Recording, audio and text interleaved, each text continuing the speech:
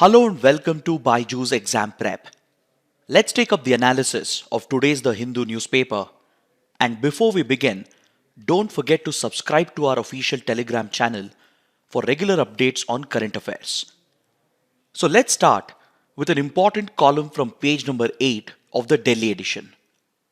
This column evaluates the provisions of the new Data Protection Bill, and this happens to be part 2 in the two-part series on the Draft Digital Personal Data Protection Bill 2022. In our yesterday's analysis, we had covered part 1 of this discussion, so today we shall continue the second part of this discussion. In our yesterday's analysis, we understood what is personal data and why personal data has to be protected. We also discussed in detail India's efforts over the last 4 years to bring out a legal framework for data protection, and we comprehensively covered the recommendations of Justice B.N. Sri Krishna Committee along with evaluating the provisions of the withdrawn Data Protection Bill while comparing it with the key provisions of the new draft Data Protection Bill that has been brought out by the government. So in today's discussion, we shall focus on 6 key aspects of the draft Data Protection Bill, and let's start by talking about the rights that have been excluded in the proposed bill. See, if you look at the recommendations provided by the Justice B.N. Sri Krishna Committee, the committee had recommended several rights to be accorded to the data principals, who are essentially the users or citizens who are contributing data to the data fiduciaries, which are essentially private or government organizations that are collecting data from data principals and processing this data, including the handling, transfer and storage of user data. Yesterday we spoke in detail about the right to consent, which constitutes the very bedrock of data protection. On similar lines, the B.N. Sri Krishna Committee had recommended 2 other rights, which is right to data portability and right to be forgotten. In fact, right to be forgotten had been included in the Personal Data Protection Bill of 2019 that was introduced by the government in the parliament, along with according the data principals the right to data portability.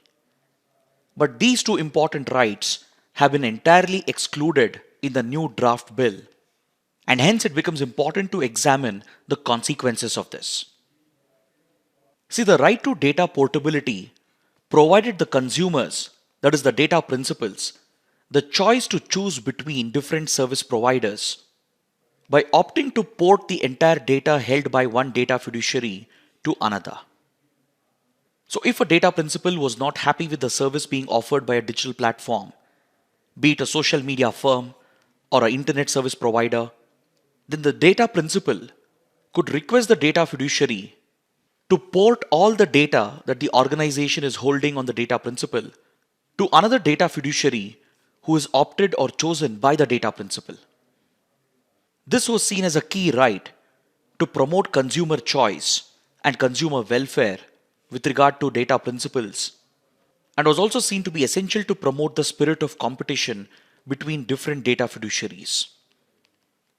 So for example, if a user decided to switch to a new social media platform, then the previous firm should have mandatorily offered data porting facility to transfer all the data held on the data principal to another data fiduciary which is opted by the data principal. This key right has been entirely done away with in the new draft bill that has been proposed by the government. The second important right which is missing in the new draft bill is the right to be forgotten. As we discussed yesterday, right to be forgotten would empower the data principal to direct the data fiduciary to stop continuing the disclosure of the personal data that the fiduciary is holding on the data principal if they decide to stop the service. This provision was seen as very essential to strike a balance between the right to freedom of speech and expression of the data principal and the right to information for all the other individuals. So here, the new draft bill subsumes the right to be forgotten under the right to erasure itself, which allowed the data principal to mandate the data fiduciary to erase all the data held on them once the data principal decides to opt out of their service. So here you need to note the subtle difference between right to be forgotten and right to erasure. Right to erasure would give the data principal the right to mandate the data fiduciary to erase all the data held on them, whereas right to be forgotten would allow the data principal to mandate the data fiduciary to only stop disclosing their personal data henceforth as the data principal has decided to stop using that digital service.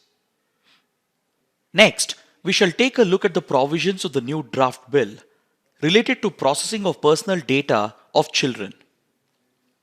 Under the new draft bill, the age of digital consent has been recognized as 18 years, and it mandates that with regard to collection and processing of personal data of children, the consent has to be obtained from the parent or the guardian. So essentially, for children under the age of 18 years, they would require parental consent to even use the internet or to be able to even access any digital platform. In today's world, school children are not just hooked to digital devices and the internet, it has become very much a part of their day-to-day life, including a part of their education. So this high threshold with regard to age of digital consent and the requirement of parental consent could become a roadblock with regard to children accessing the internet. This gives rise to three issues because the bill is not drawing any distinction between a toddler and a teenager. The bill is assuming that the mental capacity of a toddler and the teenager is the same, and a teenager, even in the age group of 12 to 15 years, is not in a position to provide consent with regard to collection and usage of their personal data. This could end up placing the burden on the parents or the guardians to provide consent, and in many cases, this could end up becoming a barrier for children to access the internet. While parents who are well educated and who are aware would be able to provide this consent, children, especially who come from a disadvantaged background, whose parents may not be digitally literate, won't be in a position to provide this consent due to lack of awareness, and it could end up depriving these children access to the internet. And more importantly, it would take away the autonomous decision-making abilities of the child, as parents could enforce their viewpoints while providing this necessary consent with regard to data protection. This is seen to be in direct contravention of the rights of the child as enshrined under the Convention on the Rights of the Child, to which India is a signatory. The next important issue is with regard to data localization requirements. Yesterday we spoke about data localization. We understood that data localization means that data fiduciaries have to set up local data centers to store data collected from Indians within Indian territory so that it is subjected to Indian jurisdiction and India's legal purview. Currently, several technology firms, social media firms, they hold Indian data in foreign servers located in other countries. And this has been limiting the Indian government and its agencies from accessing essential data due to lack of jurisdiction. So the government of India has been pushing for data localization in the previous version of the bill, which was withdrawn. But the new draft bill takes a completely different approach towards regulating cross-border data flows. In the previous version of the bill, a three-tiered categorization was made with regard to personal data that included sensitive data, critical data, etc. With regard to sensitive personal data and critical personal data, that includes health data, biometrics, etc., the government had restricted the flow of such data by highlighting that this not only is a question of an individual's data privacy, but it is also a question of the country's digital sovereignty, as the misuse of such data could have national security implications. So under the previous version of the bill, there were stricter controls over cross-border data flow, and all tech companies were mandated to provide for data localization, which would require them to set up local data centers to store and process Indian data within Indian territory. But this provision in the previous bill was challenged by various foreign companies, including by foreign governments, as mandatory data localization would increase the operational cost for these companies. The tech and social media firms, which are based abroad, would have to spend millions of dollars in setting up local data centers, and following strong objections from them with the backing of their respective foreign governments, India has tried to strike a balance in this regard in the new draft bill. The new draft bill allows for free cross-border data flow without mandatory data localization to those countries, territories and jurisdictions which are notified by the central government. So essentially, this gives the central government complete control over cross-border data flow, and while it can allow free movement of data to few select countries, it can restrict the flow of data to few other countries. While this provision is seen as essential in the interest of national security, this could easily be misused by the central government as well, as the government would itself be making these specific rules. And the draft bill does not provide any legislative guidance as well as to how the criteria will be identified by the government or on what basis the country-specific rules would be notified. Then coming to the overall regulatory framework with regard to data flow, in the previous version of the bill, the regulatory control was to be vested with the National Data Protection Authority, which was likely to be an independent autonomous regulator. But the new draft bill is vesting the regulatory powers to the Data Protection Board of India, which has been proposed, which would be entirely controlled by the government itself. So here the concern is that while several government agencies and departments happen to be data fiduciaries, if the government itself is acting as a regulator by controlling the Data Protection Board of India, then it essentially creates a major conflict of interest. Next, we should also take a look at what the draft bill says with regard to processing of personal data by government fiduciaries. As discussed yesterday, the new draft bill is providing a lot of exemptions to government data fiduciaries, similar to the previous version of the Data Protection Bill. This is problematic on several grounds because the union government is reserving the right to itself to specify fair and reasonable grounds for collection of data from data principals without their consent.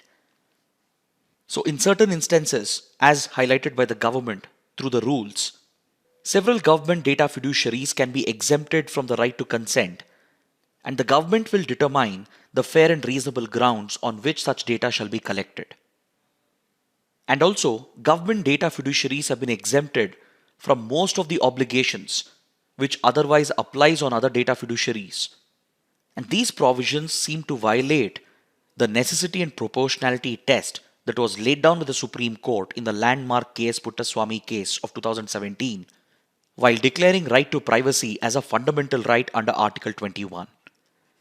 The Supreme Court had observed that the government is empowered to breach the right to privacy of the citizens only if it can establish and fulfill the norms of necessity and proportionality test. According to this, the government can breach the privacy of citizens when it is deemed necessary in the interest of sovereignty and integrity of the nation, security of the state, friendly relations with foreign countries, maintenance of public order, preventing incitement of any cognizable offense, etc. On these grounds, the government can allow its agencies to breach right to privacy only if it was unavoidable, and also the extent of breach of privacy should be proportional to the threat being faced. Then government agencies have even been exempted from storage limit, which would allow these data fiduciaries to hold on to the data for an unlimited period of time, thus violating the principle of storage limitation, which is one of the core principles of personal data protection. Then finally, if you look at the penalties that have been proposed in the bill, there is a major dilution which ends up compromising the interests of data principals. In the previous version of the bill, few violations were treated as offences along with hefty penalties. In the new draft bill, the positive development is that the quantum of penalties has been raised and the upper cap of penalties has been placed at 500 crore rupees.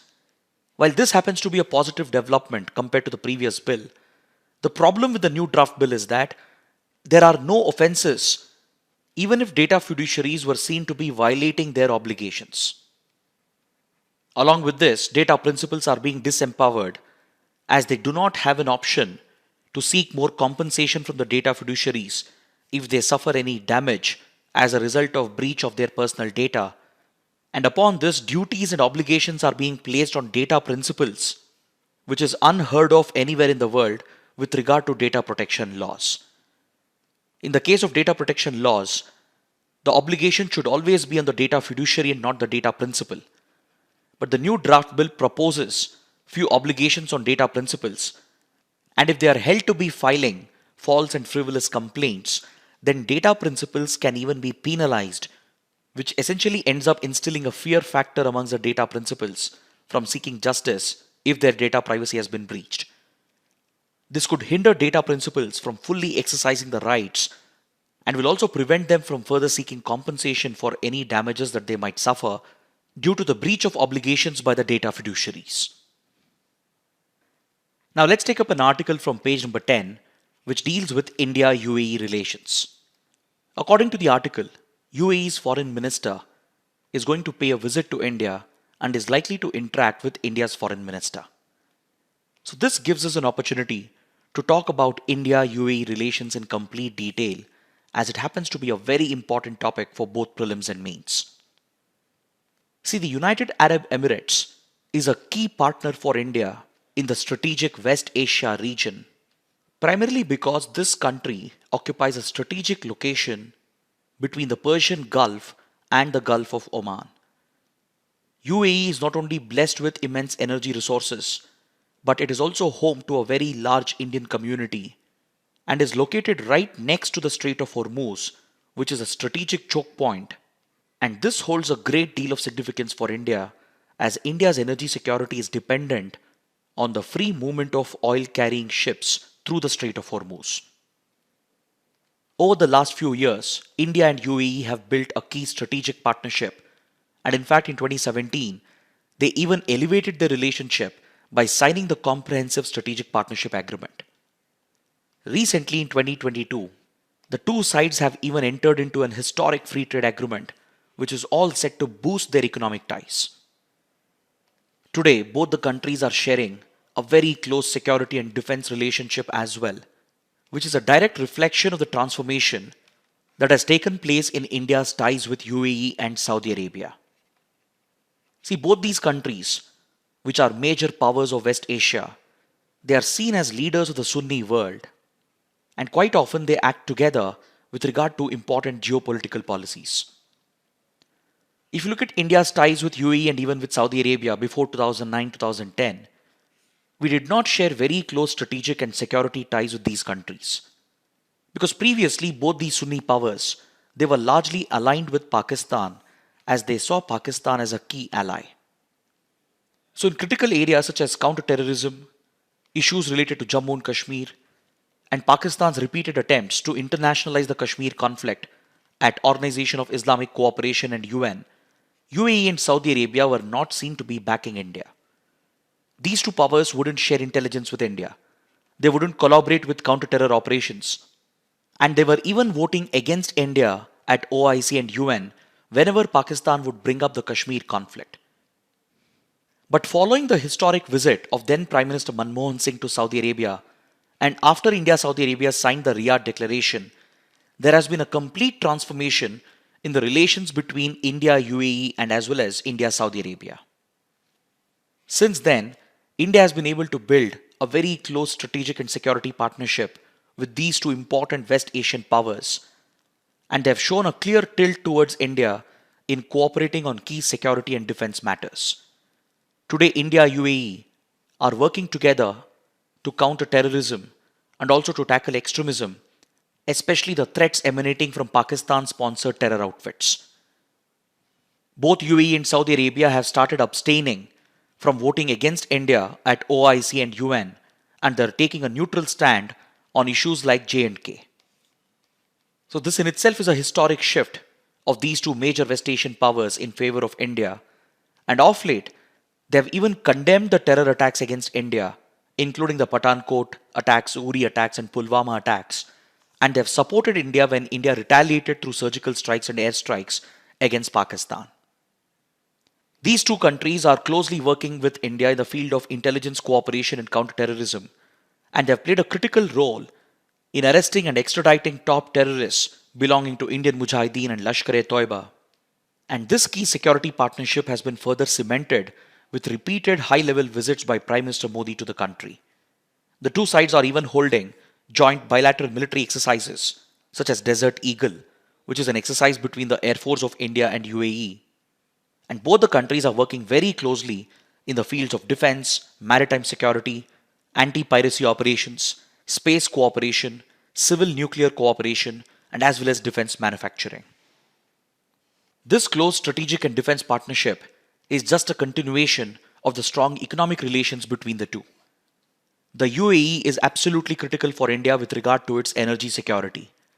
It is one of the top suppliers of oil and gas to India and accounts for nearly 8% of India's oil imports.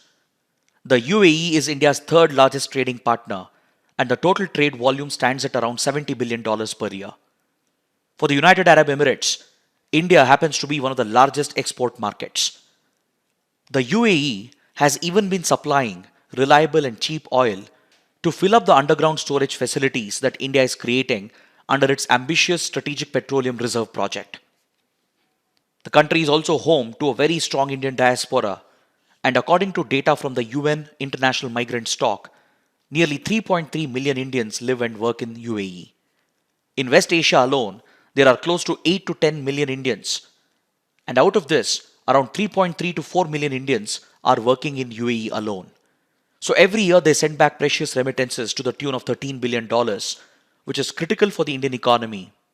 And today UAE is becoming a major investment partner as well and is looking to invest billions of dollars in India's infrastructure development. The two sides have further elevated their economic relations this year by signing a historic free trade agreement, which happens to be one of the first FTAs signed by India in a long time. This FTA, which has become operational from May 2022, is going to provide almost duty-free access to most of the exports and imports between the two sides. Almost 80% of goods will be eligible for zero duty access, and 90% of India's exports to UAE will get covered under zero duty access.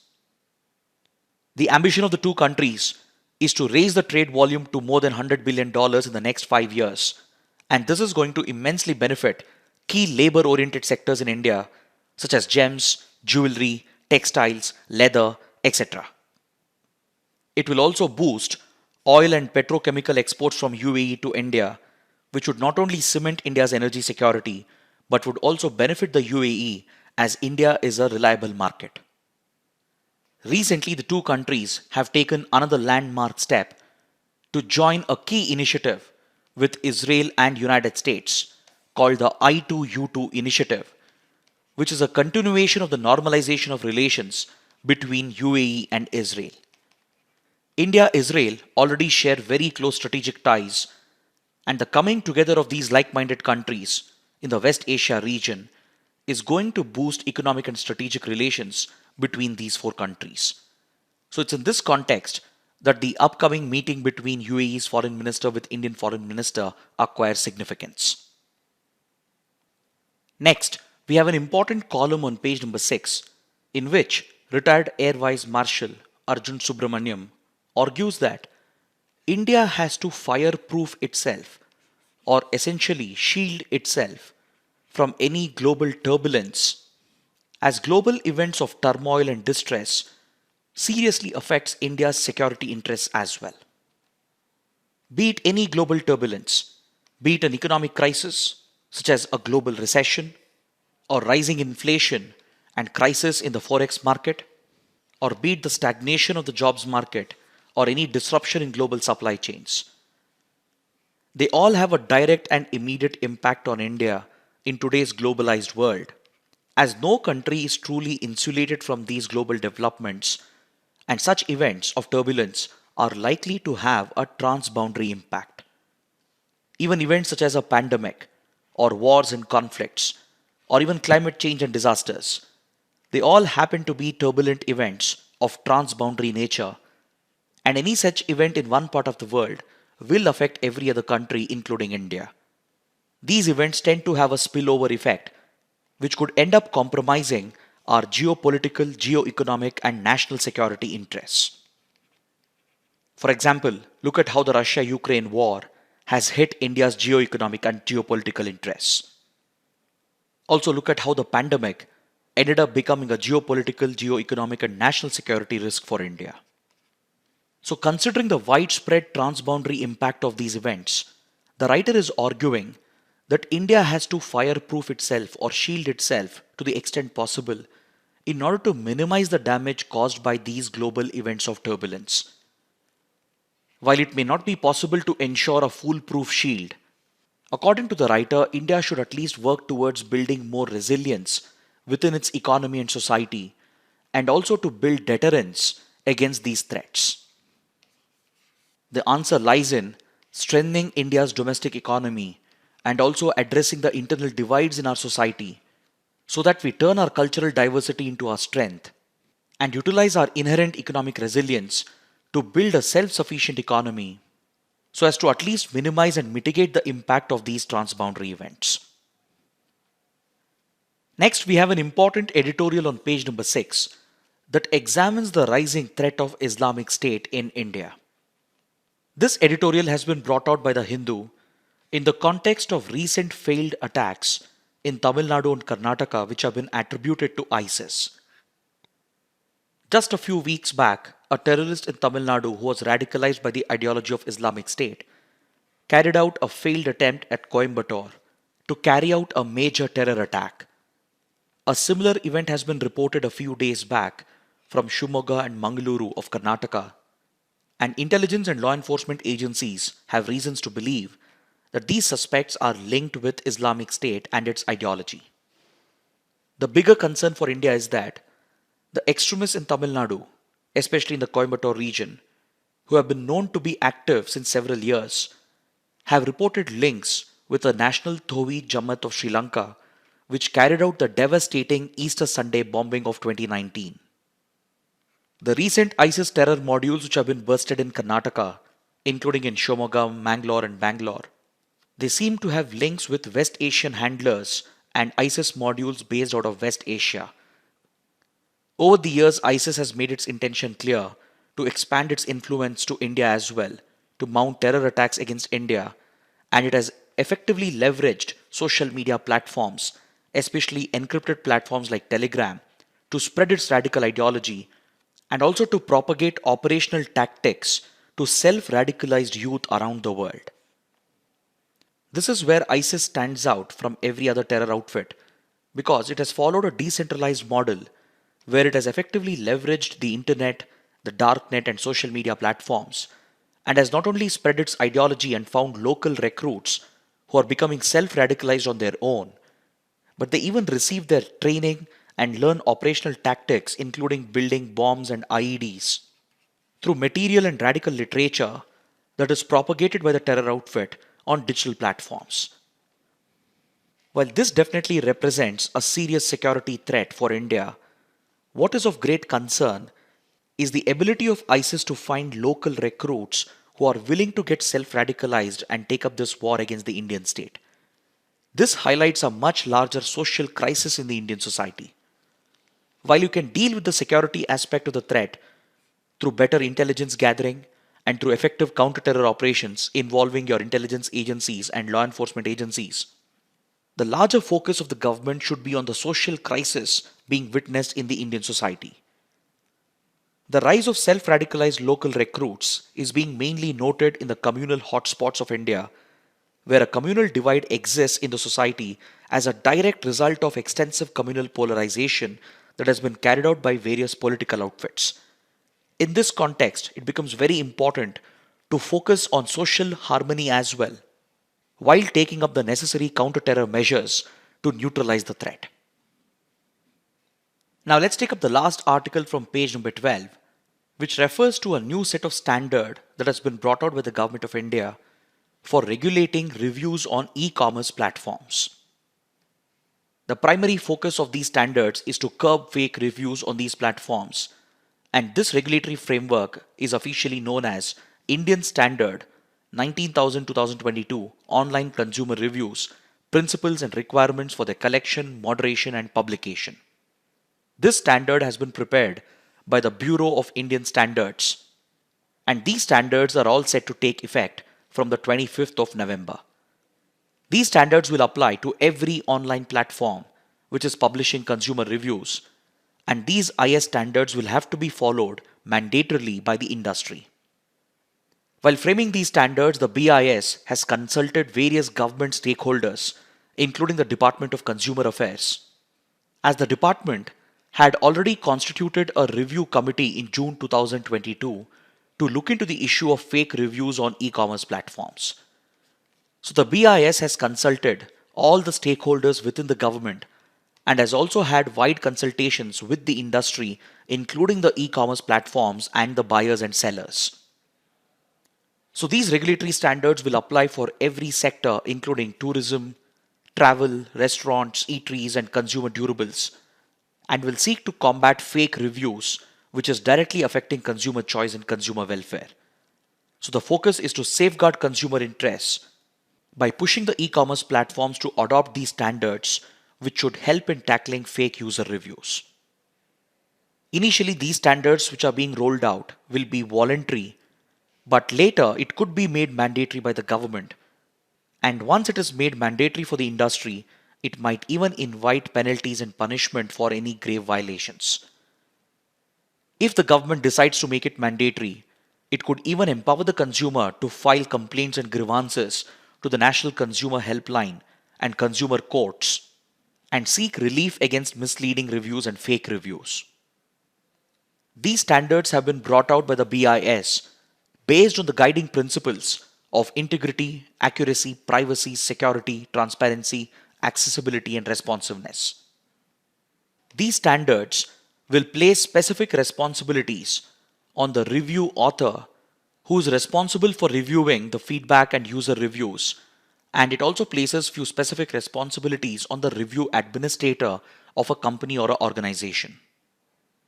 So going forward, review authors in these companies will have to accept the terms and conditions and will have to make their contact information available, and review administrators will be responsible for safeguarding the personal information and for training their staff members. These standards are likely to help the industry to tackle fake reviews and also to transparently trace the reviewer and the genuineness of the feedback and the user experience.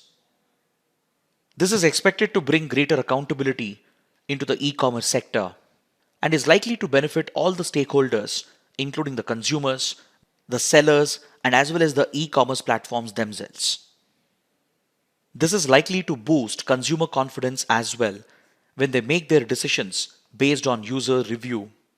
And the e-commerce platforms will also have to mandatorily get certified by BIS to help establish whether these companies are complying with these standards. Now let's take a look at the mains practice questions. The first question: what do you understand by the term data localization? In the draft Digital Personal Data Protection Bill 2022, evaluate the provisions related to data localization. The second question: UAE has emerged as a strategic partner for India in West Asia. Critically examine. Kindly write an answer to these questions and post your answers in the answer writing portal, for which the link has been provided in the description box below.